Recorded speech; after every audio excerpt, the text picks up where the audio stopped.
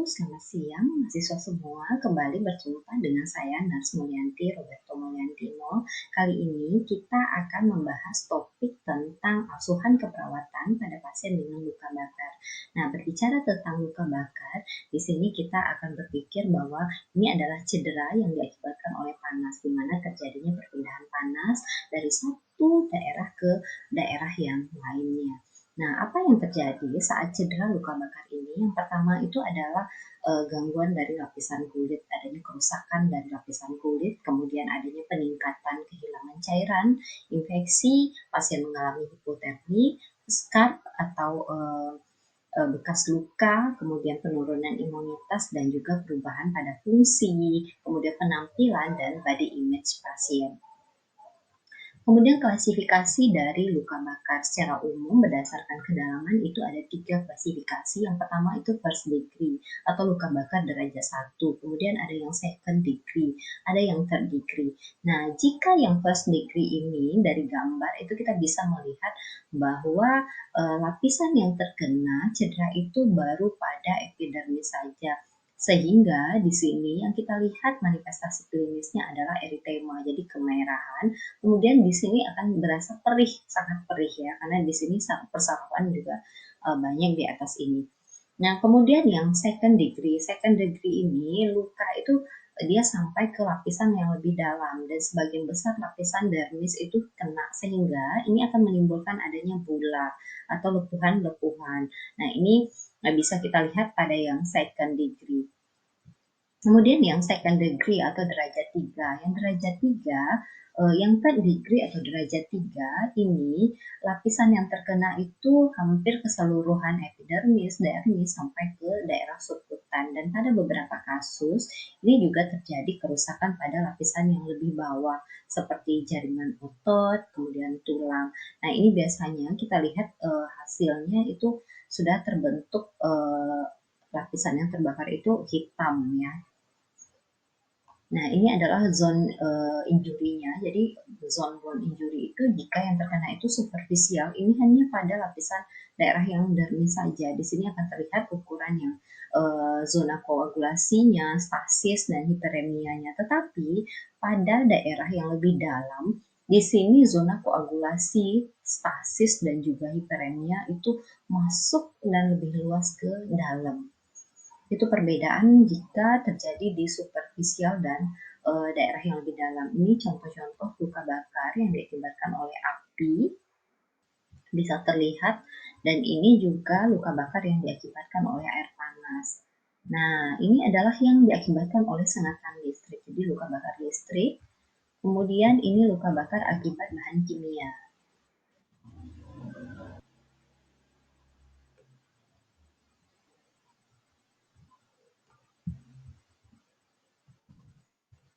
Nah, manifestasi klinis dari luka bakar ini selain dari kerusakan kulit, itu kita juga bisa temukan adanya penurunan dari cardiac output. Ini berhubungan dengan adanya kehilangan cairan dalam jumlah banyak, kemudian adanya udem, kemudian penurunan volume darah dalam sirkulasi, kemudian adanya keluhan hipernatremi, hiperkalemi, dan juga hipotermia dari pasien.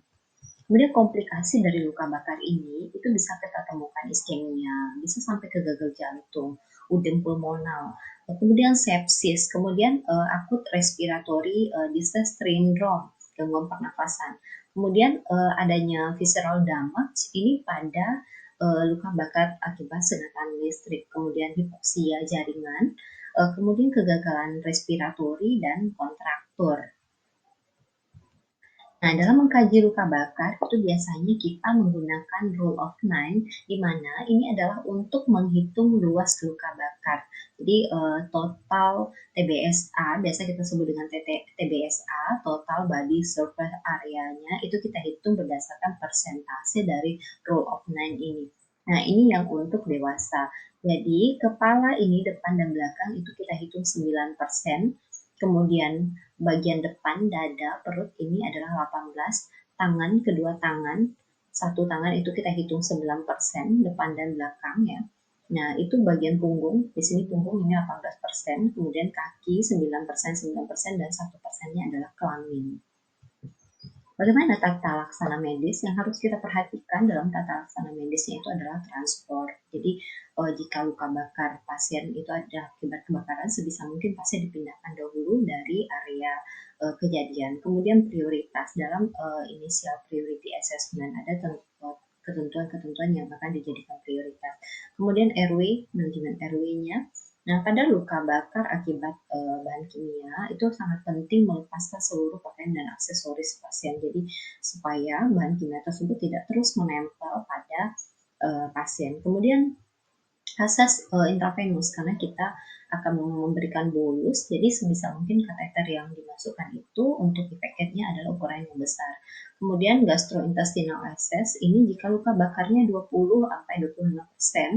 Nah, untuk luka bakar yang cukup luas seperti ini kita anjurkan untuk pemasangan NGT. Kemudian ada clean bedding, jadi tempat tidur dan area untuk meletakkan pasien itu adalah tempat yang bersih, terhindar dari kontaminasi, kemudian replacement terapi cairan.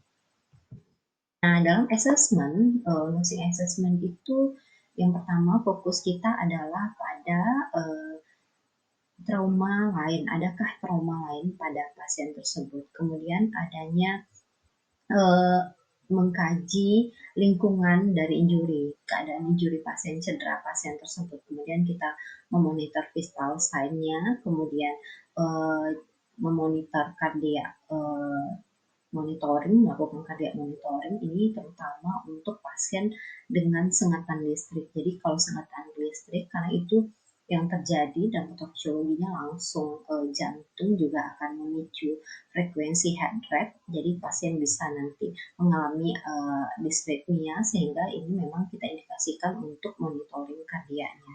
Kemudian cek nadi pada daerah perifer, kemudian monitor intake output dari cairan, dan ini kita lakukan setiap jam dan mengkaji riwayat kesehatan pasien. Nah, dalam riwayat kesehatan ini yang pertama yang perlu dikaji itu body temperatur, kemudian berat badan, kemudian berat badan sebelum adanya cedera luka bakar ini, apakah pasien memiliki alergi, kemudian imunitasnya, terutama imunisasi tetanus pasien apakah sudah melakukan imunisasi atau belum, kemudian pernah tidak dia mengalami cedera untuk masalah medikal sebelumnya, kemudian penyakit yang saat itu atau saat ini dialami pasien, misalnya ada komplikasi lain yang dialami pasien dan juga pemakaian obat-obatan. Kemudian untuk pasien dengan luka bakar pada wajah itu perlu kita kaji adanya cedera kornea. Nah, kemudian mengkaji adanya extended of wound, jadi kedalaman luka yang terjadi, kemudian mengidentifikasi area yang terkena keseluruhan atau yang parsial saja dari cedera luka bakar yang terjadi itu. Selanjutnya yang perlu dikaji adalah status neurologinya. Kemudian status neurologi ini bagaimana kesadaran pasien, status psikologinya, kemudian nyeri, kemudian ansietas dan tingkah laku pasien. Kemudian yang terakhir itu kita berfokus pada mengkaji pemahaman pasien dan keluarga terhadap cedera dan juga treatment yang akan dilakukan, termasuk support system dan juga mekanisme coping yang digunakan pasien dan keluarga. Nah, ini adalah tindakan-tindakan pada tahap fase akut dan juga pada fase rehabilitasi. Nah, ini pada fase akut itu kita berfokus pada hemodinamik, kemudian perawatan luka, kemudian nyeri, dan juga keadaan psikososial atau respon dari psikososial pasien. Kemudian mengecek status vital sign ya, termasuk pernapasan dan juga di sini keadaan monitoring dari cairan, kemudian mengecek nadi, kemudian pada fase rehabilitasi di sini adalah fokus pada penyembuhan luka, kemudian support psikososial pada pasien, dan bagaimana mengembalikan fungsional aktivitasnya secara maksimal. Dan yang terakhir itu memelihara kestabilan terhadap cairan dan elektrolit, termasuk juga peningkatan status nutrisi pasien. Nah, ini adalah diagnosa keperawatan yang bisa muncul pada pasien dengan luka bakar. Nah, yang pertama itu adalah gangguan pertukaran gas ya. Ini berhubungan dengan adanya karbon monoksida, kemudian adanya persihan jalan nafas tidak efektif, kemudian defisit volume cairan, bisa hipotermi, nyeri, dan juga anxietas. Dan akan ada diagnosa-diagnosa lain yang muncul seperti gangguan integritas kulit, gangguan integritas jaringan, dan lain-lain.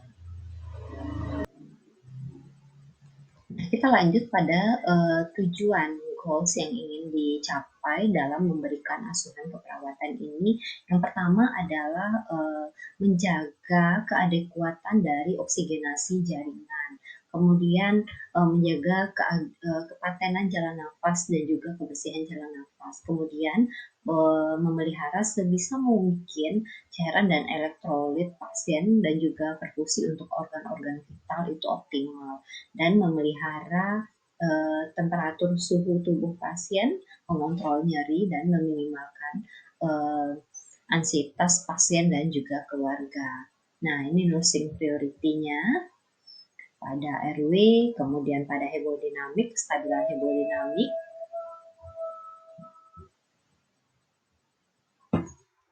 Nah, kita akan lanjut pada nursing intervensi. Nah, intervensi yang kita lakukan tentunya adalah untuk manajemen jalan nafas, kemudian untuk replacement terapi cairan, menjaga kestabilan cairan dan elektrolit, kemudian monitoring body temperatur, kemudian mereduksi nyeri dan juga ansietas, mencegah infeksi, kemudian perawatan luka untuk integritas kulit, dan yang terakhir adalah monitoring adanya potensial komplikasi. Nah, ini adalah perhitungan resusitasi cairan untuk pasien luka bakar. Untuk dewasa itu kita menggunakan rumus Parkland. Rumus Parkland ini untuk dewasa itu adalah 4 cc per kilogram berat badan per luas persentase TBSA luka bakar tadi dalam 24 jam. Nah, ini diberikan 50%-nya itu dalam 8 jam pertama dan sisanya untuk 16 jam berikutnya. Nah, sedangkan pada anak-anak itu adalah 2 cc per kilogram kali berat badan kali luas luka bakarnya. Nah, di sini ini kebutuhan faal yang untuk penambahannya ditambah dengan kebutuhan faal. Nah, baik mahasiswa semua, untuk topik kita pada asuhan keperawatan luka bakar sampai di sini diskusi kita, dan kita akan lanjut dengan topik-topik selanjutnya. Terima kasih atas perhatiannya, semoga bermanfaat. Assalamualaikum warahmatullahi wabarakatuh.